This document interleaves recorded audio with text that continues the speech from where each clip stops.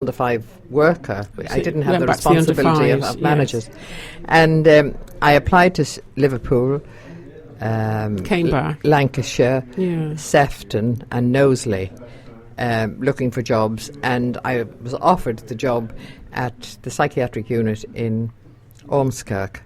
As what? A social As worker? a social worker. Right. And the next day, it was interesting how it worked out, that I had an interview on a Tuesday afternoon in Ormskirk, and the next morning I had an interview at 10:30 in Southport.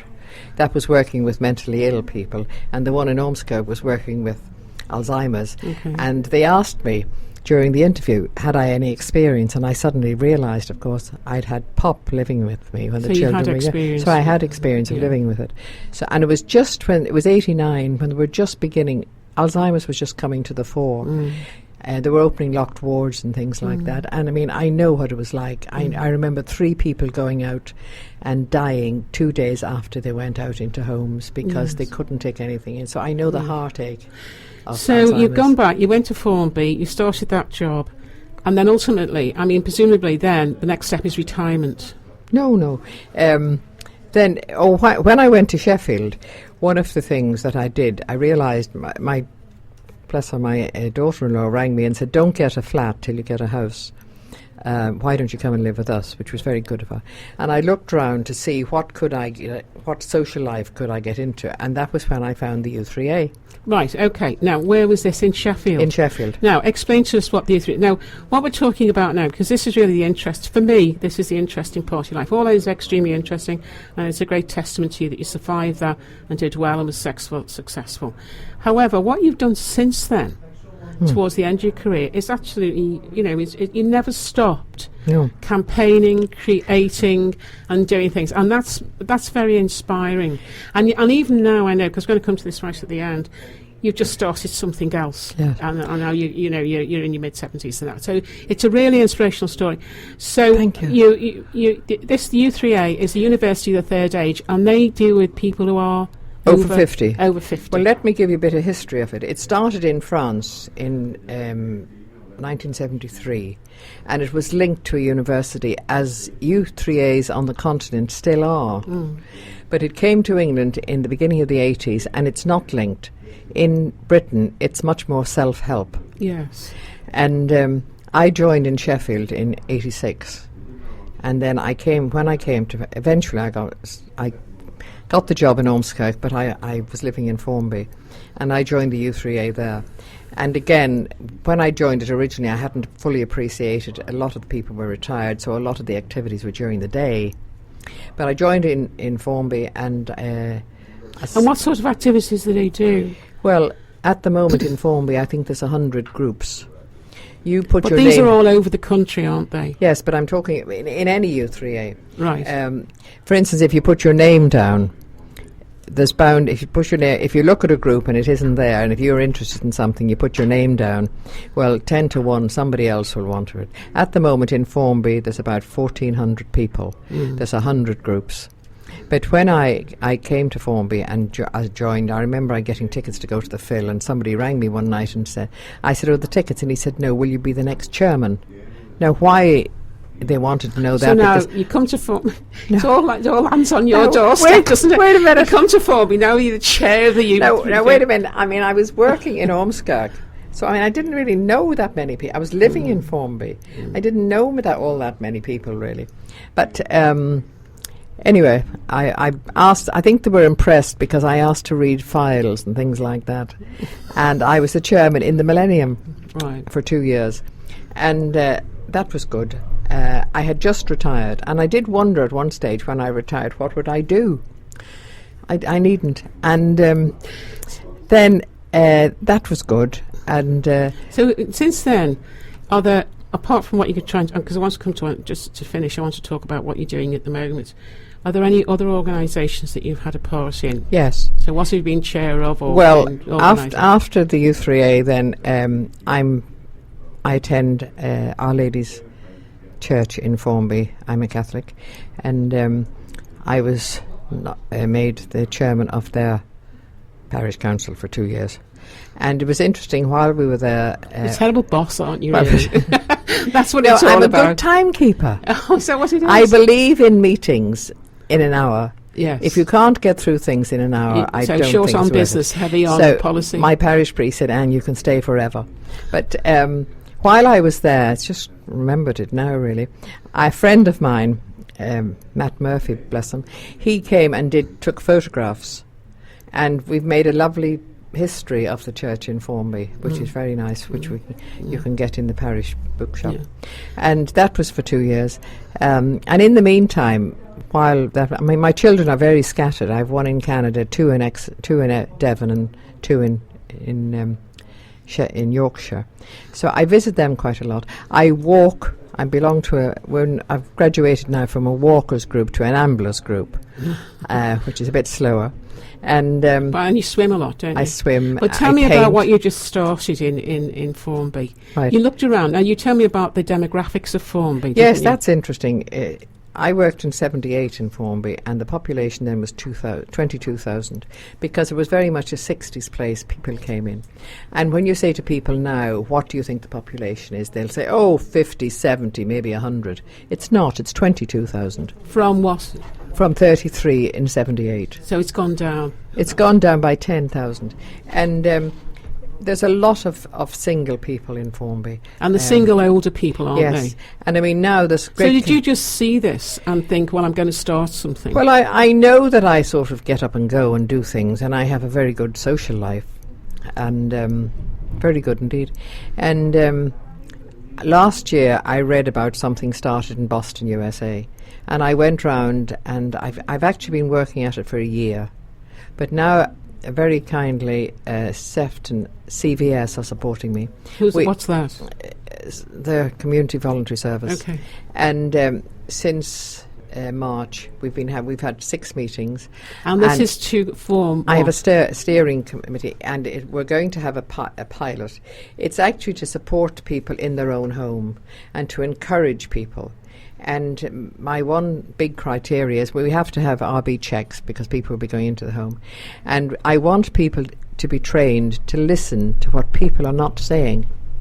We all know people who say, I'm fine, and you know everything about them. Isn't it? So it's people who will listen. Is this volunteers? Volunteers. We're looking for people to give an hour a week, but we have to have a commitment of at least 6 months. And the doctors are very much supporting it. And social services as well. How many people are you looking for? Well, at the moment we have 17, but we will need to have more. So we're having the first meeting next week of the volunteers to come. But as I said, I think once we mention RB checks, ultimately, what are you looking to achieve with that? How many people? How many? Well, it depends on the demand. We're going to... And will people have to agree to this? Will you go in and sort of recruit the people that... I mean, how will you find the people? We've actually got 17 now who've done it, who've put down their names. We're having a meeting next Tuesday at 2 o'clock at the Methodist in Formby. And in September, we're hoping then to run training. Yeah. And we're hoping to launch it in October. This is like... a playgroup for older people. Well, if you like. It's another way of bringing people together and making a facility for them to be included and take part, which is exactly the same ethos as a playgroup, isn't it? It was when you were there. Well, I mean, as you say, it's support, really. And I mean, there's a lot of things, and as we were talking before, and maybe before the programme, there's a lot of things in Formby. Eventually I would like to have a website, because it's amazing, there must be about 50 or 60 groups in Formby that people don't know about. For instance, the Cancer Centre's been in Formby for 20 years. I mentioned it to somebody. So you need some sort of hub that forms links with others. It's really going very slowly. Right. And I'm keeping my fingers crossed. As I said, I've been doing it for a year, but I think it's good for me, and I do like to practice my faith. So you're the chair of this steering group now. But the one thing, it doesn't entail an awful lot on my part. No. But I think the one thing I have learned, and I know that everything comes to me as I need it. Yes. And, I go to bed at night, and where my life has gone, I never worry. I leave it to God. And the next morning I have fancy meeting up with you again. I know. Well, I'll never let you off the hook, aren't I? Listen, thanks so much for coming in. And I'm going to go home and soak those raisins in gin. That's the next thing I'm going to do. So the next thing I'll hear about you doing handstands, Brenda.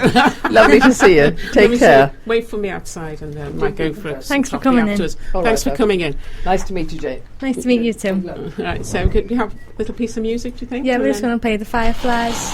The Hummingbirds by The Fireflies. Okay, this is Liverpool Community Radio, listening to Brenda McGrath and Jay Burns.